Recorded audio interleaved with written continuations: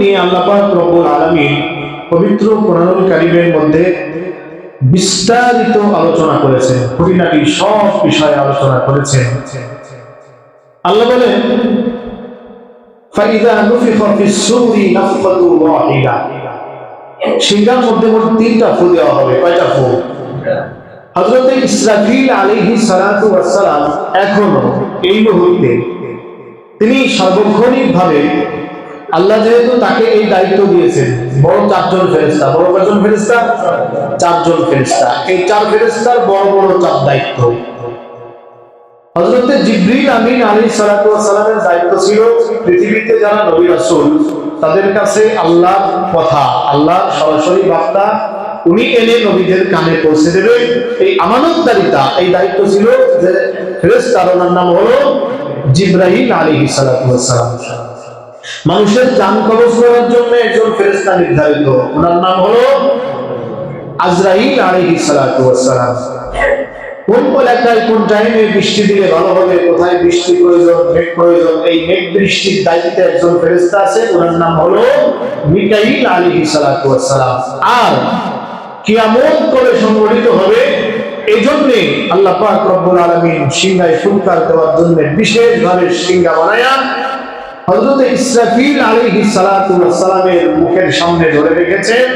এই দায়িত্বটা দিয়েছেন যে ফেরেশতাকে, ওনার নাম হলো ইসরাফিল আলাইহিস সালাতু ওয়াস সালাম। ইসরাফিল আলাইহিস সালাতু ওয়াস সালামের বিশাল সিংহা নিয়ে মুখে নিয়ে সার্বক্ষণিক প্রস্তুত থাকেন। এমনকি ওনাকে যদি কেউ সালাম দেয়, উনি সালামের জবাবটা পর্যন্ত দেন না। কারণ হলো সালামের জবাব দিতে যায় যদি আল্লাহ এই মুহূর্তের মধ্যে বলে ফেলে ফু দিয়ে ফেলো, তাহলে একটু যদি দেরি হয় তাহলে আল্লাহর কথা অমান্য করা হবে। এই কারণে উনি সার্বক্ষণিক সিংহা নিয়েই দাঁড়ায় থাকে, সিংহা নিয়েই দাঁড়ায় থাকে। কখন আল্লাহ অর্ডার দেবে আর সাথে সাথেই উনি ফু দিয়ে দিবেন। এই ফু যখন প্রথমবার উনি দিবেন সিংহার মধ্যে, তখন অবস্থাটা কি হবে?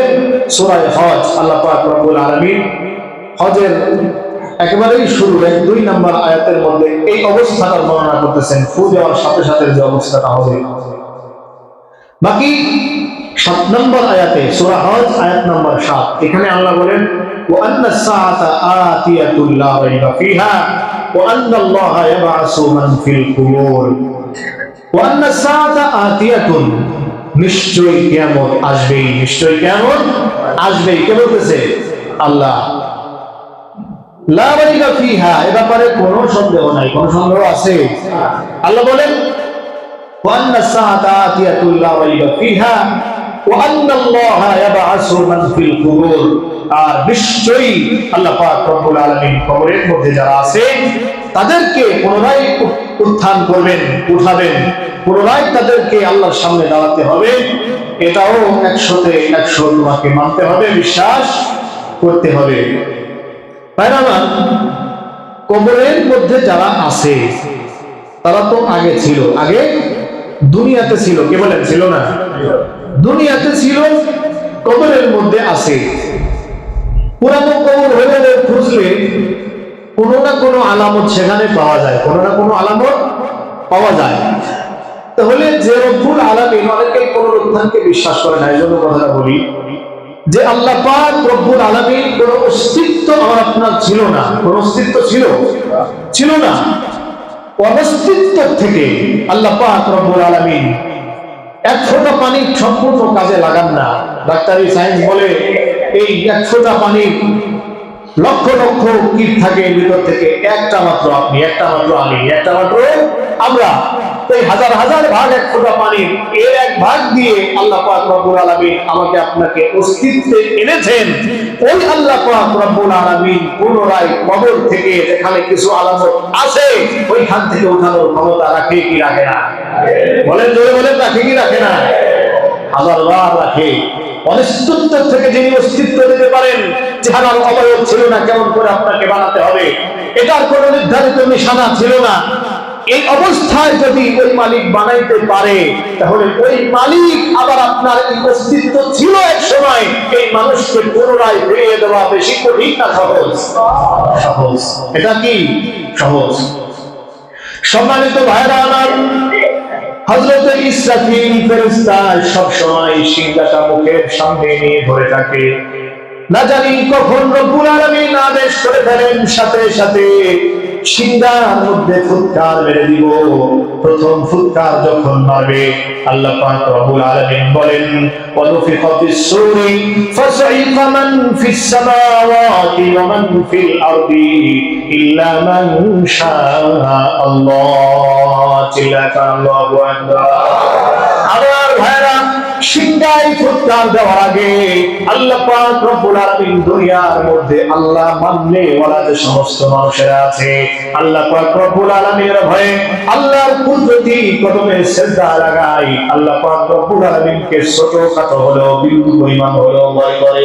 এরকম মানুষ যারা আছে, সরিষা দ্বারা পরিমাণ ঈমান যাদের অন্তরের মধ্যে আছে, আল্লাহ পাক রব্বুল আলামিন ছোট ছোট বালা মুসিবত দিয়ে, আল্লাহ পাক রব্বুল আলামিন হাওয়া বাতাস দিয়ে, একটু বালা মুসিবত দিয়ে আল্লাহ এদেরকে দুনিয়া থেকে উঠায় নেবেন। কোন মুমিনের উপরে আল্লাহ কিয়ামত কায়েম করবেন না। আরো জোরে বলুন সুবহানাল্লাহ। আমার ভাইরা, যখন দুনিয়ার মধ্যে কোনো মুমিন বাকি নাই, শুধু কাফের মুশরিক ইহুদি দিয়ে ভরা দুনিয়া, এই মুহূর্তে আল্লাহ পাক রব্বুল আলামিন বললেন, ইসরাফিল সিংহার মধ্যে ফুৎকার লাগায়া দাও। ফাইজা নুফিখা ফিস-সূরি নাফখাতু ওয়াহিদা ওয়া উমিলাতিল আরদু ওয়াল জিবালু ফাদুক্কাতা দাক্কাতাও ওয়াহিদা। যখন সিংহার মধ্যে প্রথম একটা ফুৎকার লাগায়া দেওয়া হবে, গোটা দুনিয়ার মধ্যে কম্পন শুরু হয়ে যাবে। কম্পন ভাইরা আমার, 17 সেকেন্ড 33 সেকেন্ড 5 সেকেন্ডের ভূমিকম্প দিয়ে আল্লাহ আমাদেরকে বোঝায়, এই 5 সেকেন্ডে আমি কাঁপায়া দিতে পারি। আমি রব্বুল আলামিন যখন কাঁপানো শুরু করে দেব, এই সিংহায় ফুৎকারের পরে গোটা দুনিয়া যখন কাঁপতে থাকবে, ওই কাঁপুনি থামবে না। এখনের কাঁপুনি 33 সেকেন্ড পরে থামায়া দেই, 17 সেকেন্ড পরে থামায়া দেই, এখনের কাঁপুনি 5 সেকেন্ড দিয়ে থামায়া দেই। তোমাদেরকে বোঝাতে চাই, আমি আল্লাহ রব্বুল আলামিন 5 সেকেন্ডে যদি 23 তলা বিল্ডিং ভেঙে খান খান করে দিতে পারি, আমি আল্লাহ রব্বুল আলামিন এই ঝাঁকুনি যদি 5 ঘন্টা রাখি, গোটা দুনিয়া খান খান হয়ে যাবে কিনা? গোটা দুনিয়া খান খান হয়ে যাবে, ভাগ হয়ে যাবে। আমার ভাইরা, আল্লাহ বলেন, প্রথম ফুৎকার দেওয়ার পরে ভূমিকম্প শুরু হয়ে যাবে। আল্লাহ পাক রব্বুল আলামিন আরো চমৎকার আলোচনা করে নিয়ে, আইয়ুহান নাসু তাকু রাব্বাকুম, মানুষ, আল্লাহ বলে, ও মানুষ, তোমরা তোমাদের ওই মালিককে ভয় করো, মালিককে প্রচন্ড আকারের ভয় করো। মালিকের শাস্তি তুমি সহ্য করতে পারবা না, তোমার ওই বডি, ওই দেহ তোমার না, মালিকের শাস্তি বড় কঠিন। ইন্না জালজালাতাস সাআতি শাইউন আযীম। আল্লাহ বলে, শাস্তি তো পরের বিষয় বান্দারে, শাস্তির আগে, কিয়ামতের আগে যে প্রকম্পন শুরু করে দেব, সিংহায় ফুৎকার দেওয়ার সাথে সাথে গোটা দুনিয়া কাঁপতে থাকবে, কাঁপতে থাকবে। এই কাঁপুনিটা যে ঝাঁকুনি হবে বান্দারে, এই ঝাঁকুনি তুই সহ্য করতে পারবি না, অতএব নাফরমানি করা যাবে না। এরপরে বলেন, ইয়াউমা তারাউনাহা তাযহালু কুল্লু মুরদিআতিন আম্মা আরদাত। ওই দিন কেউ উটের দুধ গ্রহণ করতে থাকবে, কেউ সন্তানকে, নিজের সন্তানকে দুধ পান করাইতে থাকবে, কেউ আরেকজনের সঙ্গে কথোপকথন করতেছে, কেউ কোনো কাজের মধ্যে ব্যস্ত আছে, কোন লোক খাতুন তাকে উঁচা করেছে বাড়ি দিবে। এমন অবস্থায় এই আওয়াজটা শুরু হয়ে যাবে। এই আওয়াজ দুনিয়ার কোন সাধারণ আওয়াজ নয়, এই আওয়াজ এক কিংকর্তব্য বিমূল হওয়ার মতো আওয়াজ। এই আওয়াজ গোটা দুনিয়ার কেউ কোনোদিন শোনে নাই, কানের মধ্যে কোনোদিন আসে নাই। আওয়াজ আস্তে আস্তে করে বাড়ে, আস্তে আস্তে করে বাড়ে। মানুষের একজন আরেকজনের দিকে তাকায়, কানাকানি করে, কিরে থেকে আওয়াজ আসে, মনে হয় জমিন ভেদ হয়ে ভিতর থেকে আওয়াজটা আস্তে আস্তে বের হয়। একজন আরেকজনের দিকে তাকায়, এক পর্যায়ে এই যে মা দুধ পান করাইতেছিল সন্তানটাকে, ভাইরা আমার, এই সন্তান জানাতান আদরের সন্তান নয়, সাথে সাথে মা সন্তানটাকে কোলে থেকে ছেড়ে ফেলাইয়া দিবে। এরপরে যারা গর্ভবতী থাকবে, আল্লাহ বলেন, ইয়াউমা তারাউনাহা তাযহালু কুল্লু মুরদিআতিন আম্মা আরদাত ওয়া তাদাউ কুল্লু যাতি হামলিন হামলাহা। 3 মাসের গর্ভবতী, 4 মাসের গর্ভবতীর বাচ্চা প্রসব হয় না, কিন্তু আওয়াজ এত প্রকট হবে, আওয়াজের ধরনটা এত মারাত্মক কোয়ালিটির ধরন হবে, আওয়াজের কারণে পেটের বাচ্চা নিচে ফাঁস করে পড়ে যাবে। চিল্লায় পড়েন নাউযুবিল্লাহ। আমার ভাইরা, ওয়া তাদাউ কুল্লু যাতি হামলিন হামলাহা ওয়া তারান নাসা সুকারা। মানুষেরা মানুষেরা তখন পাগলের মতো হয়ে যাবে, পঙ্গপালের মতো মানুষ দৌড়াইতে থাকবে। আরে কোথার থেকে আওয়াজ আসে, কি এমন আওয়াজ? আওয়াজ শুধু আওয়াজ নয়, এবার জমিন কাঁপা শুরু হয়ে যাবে, জমিনের মধ্যে প্রকম্পন শুরু হয়ে যাবে। শুধু জমিন কাঁপে না, আসমানের মধ্যে তরমর মরমর আওয়াজ শুরু হয়ে যায়। আমার ভাইরা, তোমার একটা ছোট্ট ছাদ ভেঙে পড়লে গোটা গ্রামের মধ্যে খবর হয়ে যায়। এত বড় বিশাল আসমান যেদিন নড়বড় করবে, করবড় করবে, ওই আওয়াজ সাধারণ কোনো আওয়াজ হবে না। এই আওয়াজের কারণে কলিজার মধ্যে কারো পানি থাকবে না, কলিজা শুকায় যাবে। আল্লাহ পাক রব্বুল আলামিন বলেন, ওয়াতাদাউ কুল্লু জাতি হামলিন হামলাহা ওয়া তারান নাসা সুকারা। মানুষ মনে করবা তুমি পাগল, তখন যদি তুমি মানুষদেরকে দেখো মনে করবা সব মানুষ পাগল হয়ে গেছে। ওমা হুম বিসুকারা ওয়ালাকিন্না আযাবাল্লাহি শাদীদ। এরা কিন্তু আসলে পাগল নয়। আল্লাহ বলেন ওই দিন কেউ পাগল থাকবে না, ওই দিন সব ভালো আছে, কিন্তু আল্লাহর আযাব প্রত্যেকের গজব নাজিল হয়ে গেছে।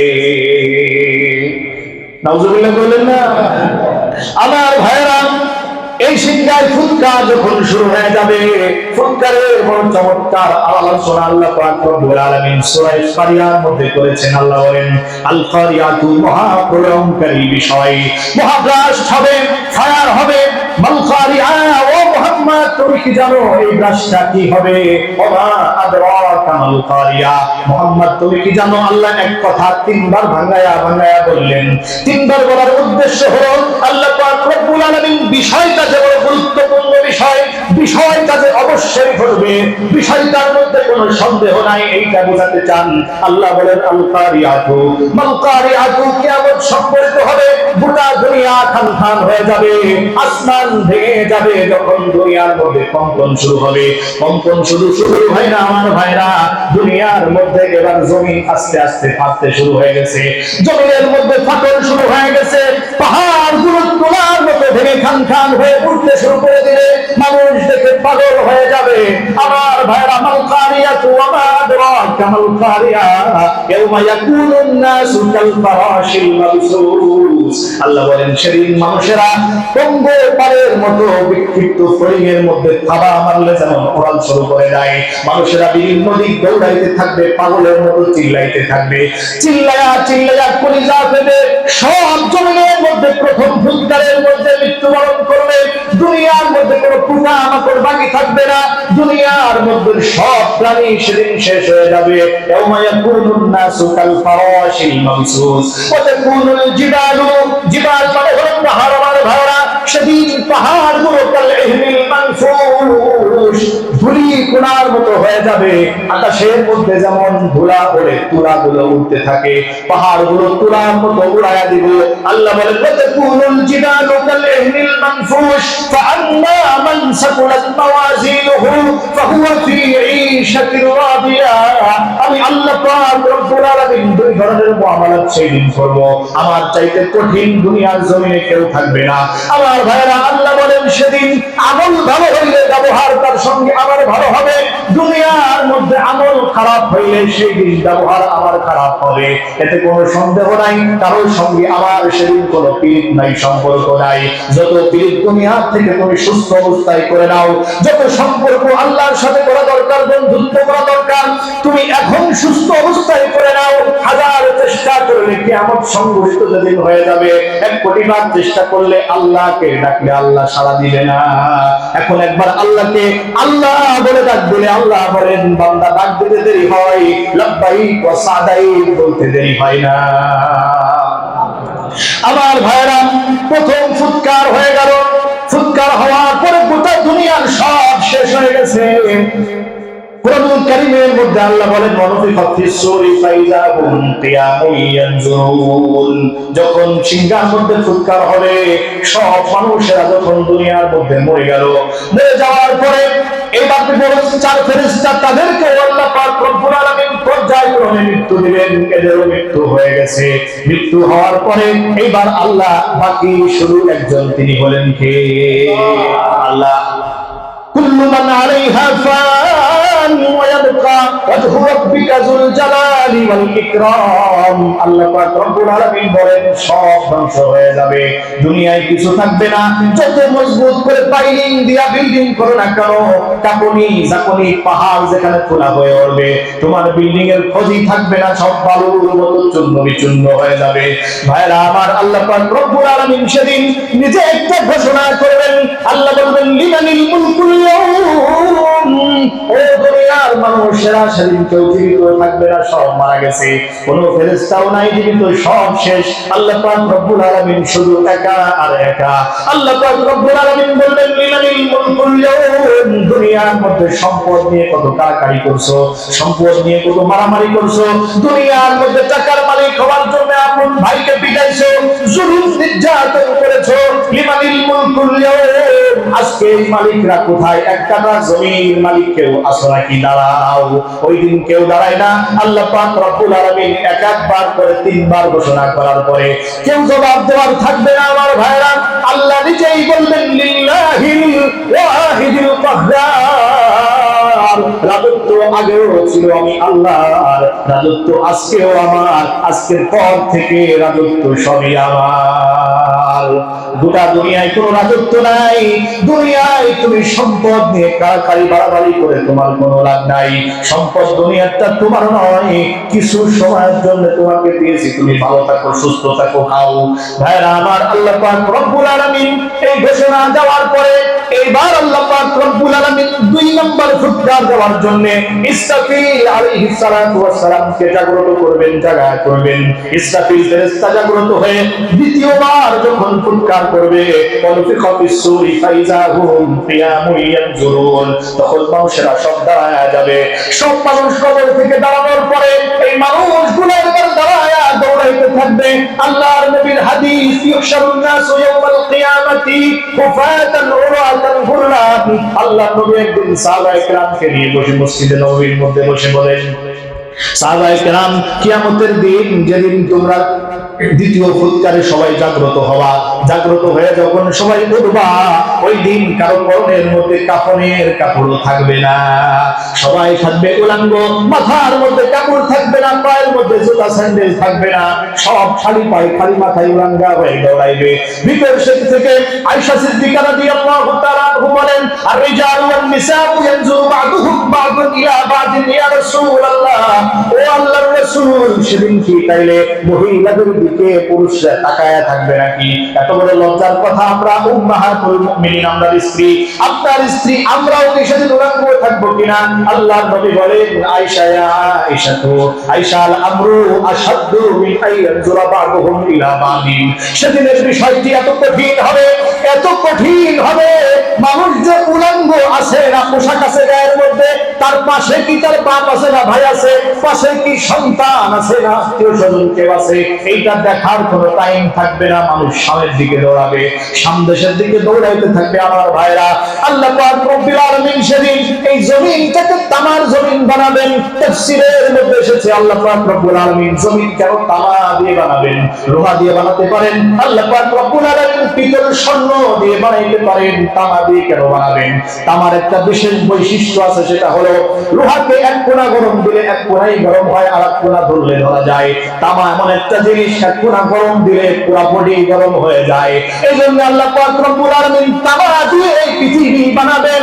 এরপরে বলেন, তুমনাশ শামসু ইয়াওমাল কিয়ামাতি কামিকদারি মিন। আল্লাহ পাক রব্বুল আলামিন সূর্যটাকে এখন উপর দিকে করে রয়েছে, অর্থাৎ সূর্যের যে মেন পাওয়ার, যেই দিক, এই পাওয়ার আল্লাহ পাক রব্বুল আলামিন দেন নাই, মেন পাওয়ারটা উপর দিকে উঠায়া দিয়েছে। তলের পিঠের যে পাওয়ার আছে, এই পাওয়ারের কারণে আমরা ঘেমে যাই। আল্লাহ সেই দিন সূর্যকে উপর করে মেন পাওয়ার লাগায়া আল্লাহ পাক রব্বুল আলামিন কামিকদারি মিন, এক বিঘা নিচের মধ্যে নামায় আনবেন আলার কারণে। ওয়ান্নাসু কুল্লুহুম আলা আমালিহিম ফিল আরাকি। নবী বলেন, মানুষেরা সেদিন তাদের ঘামের মধ্যে থাকতে থাকবে, প্রত্যেক মানুষ তার আমল অনুযায়ী ঘামের মধ্যে সাঁতার কাটতে থাকবে। আল্লাহর নবী বলেন, ফামিনহুম মাইয়াকুনু ইলা কাবাইহি কোন মানুষের ঘাম হবে তার টাকনো পর্যন্ত, অমিনহুম মান ইয়াকুলু ইলা রুকবাতাইহি, কারো ঘাম হবে কারো হাঁটু পর্যন্ত, অমিনহুম মান ইয়াকুলু ইলা হিকওয়াইহি, কারো ঘাম হবে কারো মাজা পর্যন্ত, অমিনহুম মান ইয়ালজামুহুল আরাকু ইলজামান। আল্লাহর নবী বলেন কেউ কেউ দেখবা সেদিন ঘামের সাগরের মধ্যে হাবুডুবু খাইতে থাকবে, এত বিশাল কষ্ট হবে, মাথার ঘিলুগুলো টকবক টকবক করে সেদিন ফুটতে থাকবে, এই মানুষেরা পাগলের মতো হয়ে যাবে। একদিকে ঘামের সাগর দুর্গন্ধের কোনো শেষ নাই, অপরদিকে গরমেরও কোনো শেষ নাই, তলেও গরম উপরে গরম। আল্লাহ পাক রব্বুল আলামিন গরমের আযাব শুরু করে দিয়েছেন। এই দিনটা কত লম্বা হবে আল্লাহ পাক রব্বুল আলামিন নিজেই বলেন, তারজুল মালাইকাতু ওয়ার রূহু ইলাইহি ফি ইয়াউমিন কানা মিকদারুহু 50 আলফা সানা। ওই দিনটা এত লম্বা হবে, এক দিনটা দুনিয়ার টাইমের 50,000 বছরের সমান হবে।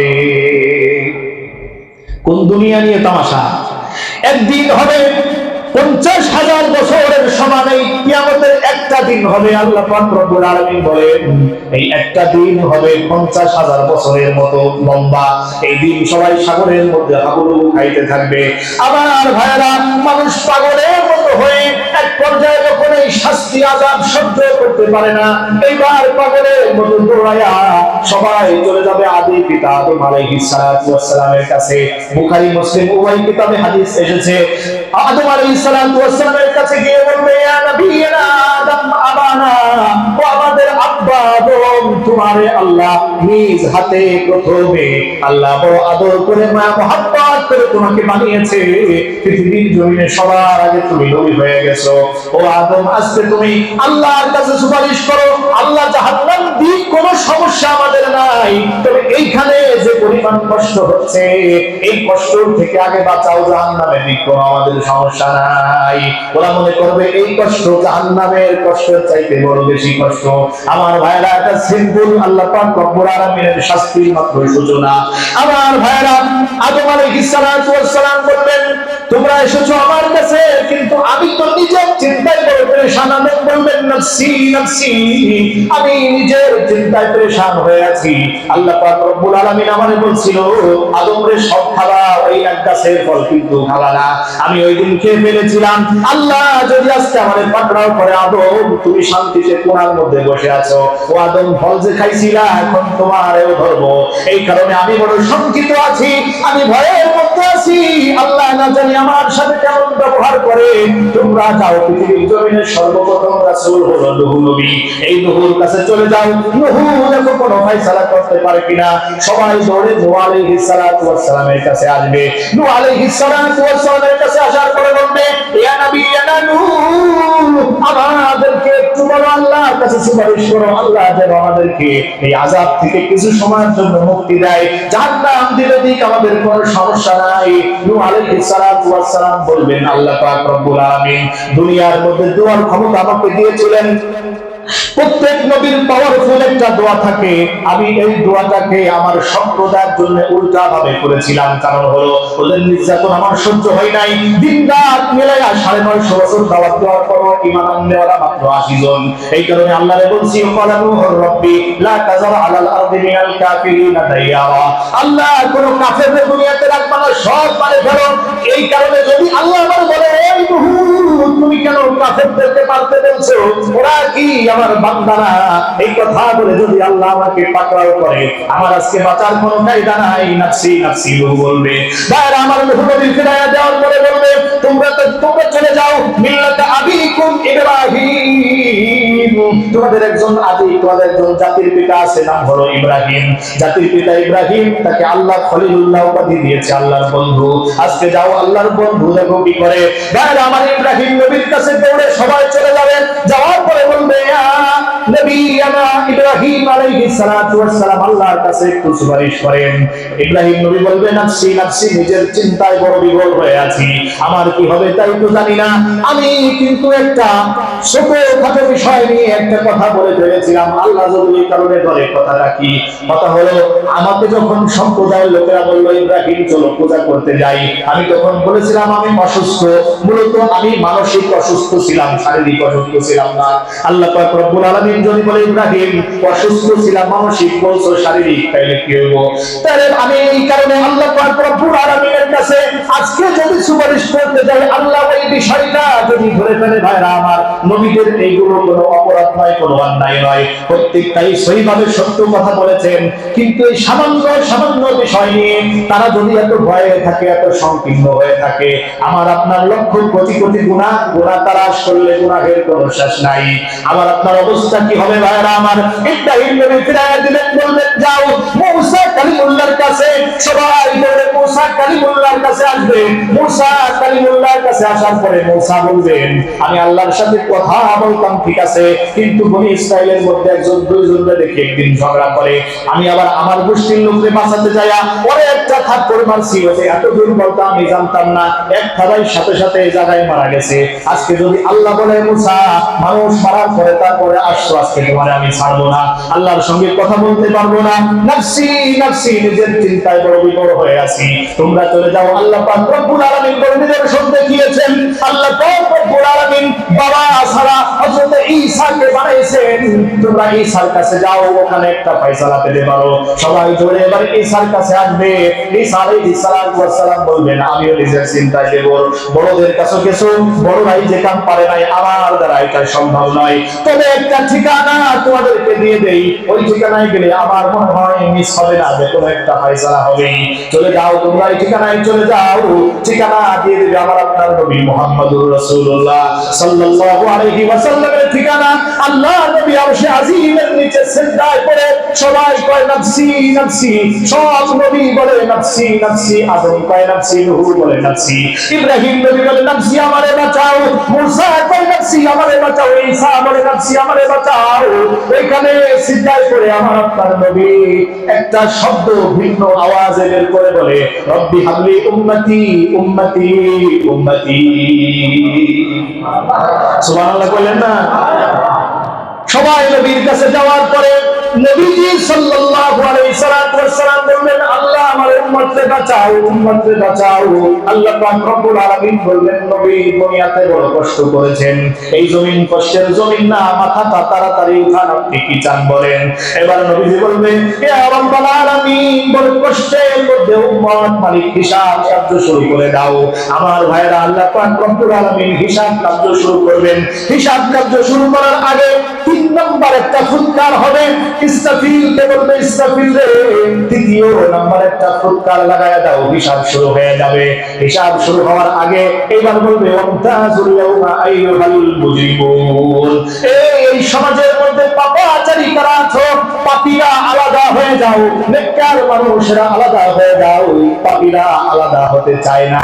আল্লাহ পাক রব্বুল আলামিন ভালো করে জানেন, ভালো করে চেনেন পাপী কে কে।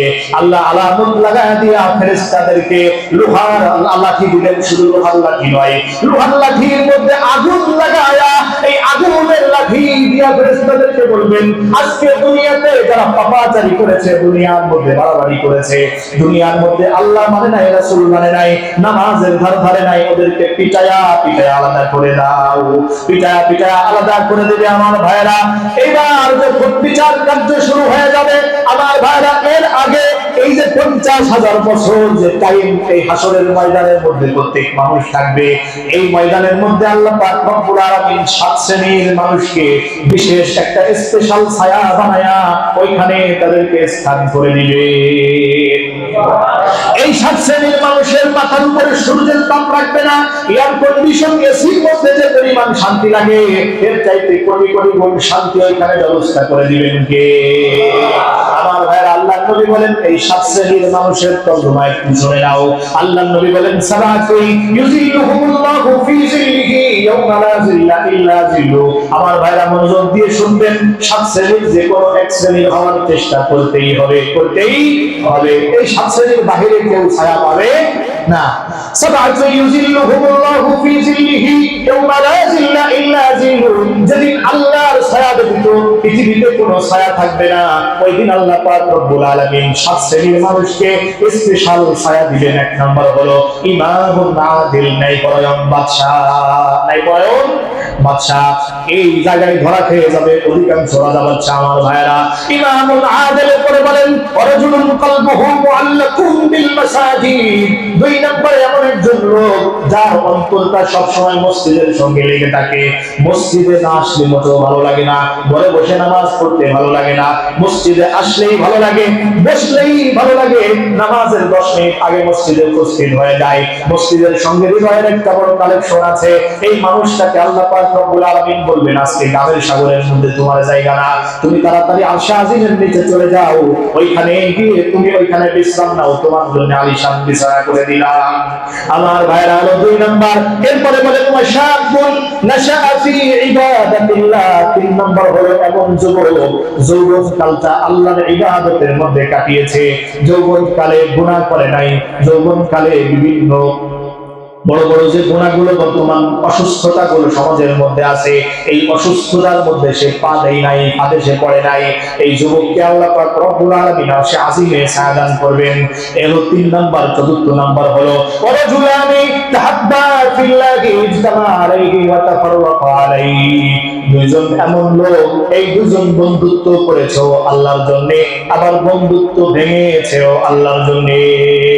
অর্থাৎ তাদের বন্ধুত্ব আল্লাহর জন্য, বন্ধুত্ব ভাঙলেও তা হয়েছে কার জন্য? আল্লাহর জন্য।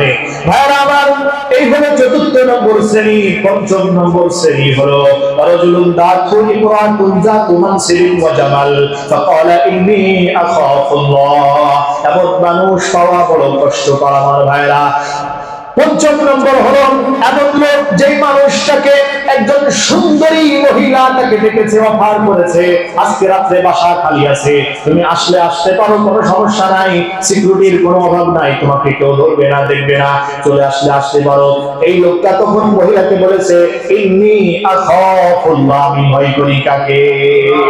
আল্লাহকে ভয় করি, অতএব তোমার ডাকে সাড়া দেওয়া যাবে না। এই কথা বলে মহিলাকে ফিরাইয়া দিয়েছে। এই মানুষটাকে আল্লাহ পাক রব্বুল আলামিন আরশে আজিমের নিচে ছায়া দিবেন। এই হলো 6 নাম্বার। 5 নাম্বার 6 নাম্বার হলো ওয়ারাজুলুন যাকারাল্লাহ খালিয়ান ফাফাদাত আইনাহু, এমন একজন লোক, এমন একজন লোক যাকারাল্লাহ খালিয়ান, নির্জনতার মধ্যে বসে আল্লাহ পাক রব্বুল আলামিনকে ডাকে, গভীর রজনীতে তাহাজ্জুদের নামাজ পড়ে আল্লাহকে ডাকে, আর 2 চোখের পানি টপ টপ টপ টপ করে তার চোখ দিয়ে বেয়ে পড়তে থাকে। এই মানুষটার পানিগুলো আল্লাহ নষ্ট করবেন না, এই মানুষটাকে আল্লাহ পাক রব্বুল আলামিন ওই কষ্টের মধ্যেও ফেলবেন না। আমার ভাইরা, অন্য হাদিসের মধ্যে এসেছে জাহান্নামকে আল্লাহ পাক রব্বুল আলামিন এই আরশের এই সেই দিন হাসরের ময়দানে উঠাবেন। উঠানোর পরে জাহান্নামকে হাজার হাজার ফেরেশতারা বেড়ি পরায়া, শিকল পরায়া ধরে রাখবে। জাহান্নাম মানুষের দিকে তেড়ে আসতে থাকবে, মানুষের দিকে আসতে থাকবে, জাহান্নাম যেন ধরেই ফেলবে। এই মুহূর্তে আল্লাহ পাক রব্বুল আলামিন নবীজিকে বলবেন মুহাম্মদুর রাসূলুল্লাহ, বন্ধু একটা ওলা পানি নিয়ে তাড়াতাড়ি জাহান্নামের দিকে তুমি দিয়ে দাও। ছিটাইয়া দিতে দেরি হবে, 1000 কিলোমিটার দূরে জাহান্নাম চলে যাবে সাথে সাথে। আল্লাহ নবী বলবেন আল্লাহ এত ফেরেশতারা, এত শক্তি আয়, এই ফেরেশতারা এত বড় বড় ফেরেশতা, গোটা পৃথিবীর পানি একজন ফেরেশতার মাথায় ঢেলে দিলে 1 ফুটাও গড়ায়া নিচে পড়বে না, এই পরিমাণ বড় একজন ফেরেশতা। এরা এই জাহান্নামকে ধরে রাখতে পারলো না, কি পানি একটু দিয়া ছিটায়া দেওয়ার সাথে সাথে চলে গেল। আল্লাহ পাক রব্বুল আলামিন বলবেন দোস্ত, তোমার উম্মতেরা গভীর রজনীতে বাসার মধ্যে বসে, একাকী নির্জনতার মধ্যে এক জায়গায় বসে, মসজিদের কোণার মধ্যে বসে আমার রব্বুল আলামিন আমাকে ভয় করে, আমি যে আল্লাহ তাদের খোদা আমার ভয় দিলের মধ্যে নিয়ে 2 চোখের পানি ছেড়েছিল, ওই পানিগুলো আমি ফেলাইয়া দেই নাই, ওই পানিগুলো নষ্ট করি নাই, পানিগুলো জমা করে রেখেছি, ওইখান থেকে একটা পানি তোমার হাতে উঠায় দিলাম, ওই পানির বরকতে জাহান্নাম দূরে সরাইয়া দিলাম। এজন্য আমার ভাইরা, এটা হলো 6 নাম্বার, রাজুলুন যাকারাল্লাহ খালিয়ান, নির্জনতায় বসে মাঝে মাঝে আল্লাহ পাক রব্বুল আলামিনকে ডাকা, একাকী বসে ভাবা আল্লাহ কেমন করে বানাইলেন, আমারে বানাইলেন, আমারে কি কি দিলেন, আমারে আল্লাহ কেমন করে পালেন, এইগুলো ভাববেন আর চোখের পানি অটোমেটিক আসতে থাকবে।